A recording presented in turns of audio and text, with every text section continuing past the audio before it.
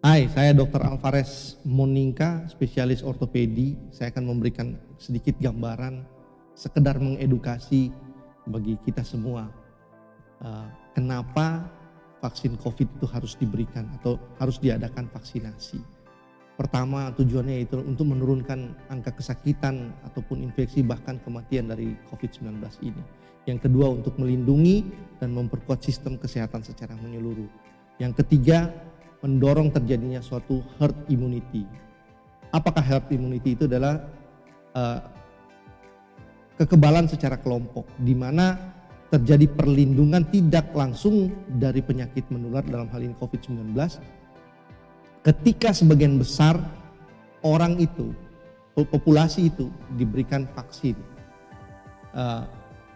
dan menjadi kebal, sehingga jadi yang terjadi baik dari yang penyintas maupun yang penerima vaksin itu menjadi kebal, sehingga melindungi orang-orang yang tidak kebal.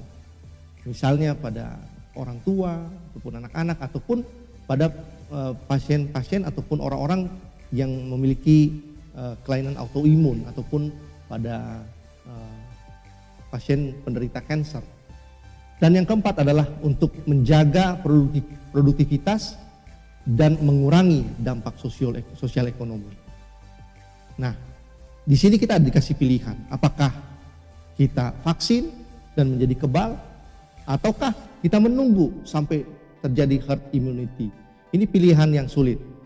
Jadi pada orang yang kena COVID, yang penyintas COVID, saya membaca beberapa literatur bahwa bisa dilakukan vaksinasi ulang, biasanya di atas 90 hari. Oke, jadi itulah yang menjadi dasar kenapa pemberian vaksin COVID-19 perlu diadakan. Nah, sambil menunggu, ini masih tahap pertama, kedua, dan ketiga, dan selanjutnya ada beberapa tahap. Sambil menunggu itu semua, kita tetapkan protokol kesehatan yang standar yang diberikan oleh pemerintah. Tetap menggunakan masker, tetap menjaga jarak, jauhi kerumunan, rajin mencuci tangan, dan yang paling utama kita tetap menjaga kesehatan kita, mengkonsumsi makanan yang bergizi, minum air putih yang banyak, istirahat dan tidur yang teratur atau cukup,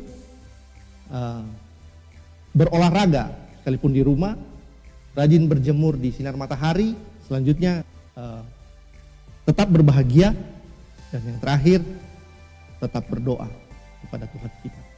Oke, mudah-mudahan ini menjadi pencerahan bagi kita semua dan semoga kita sehat selalu.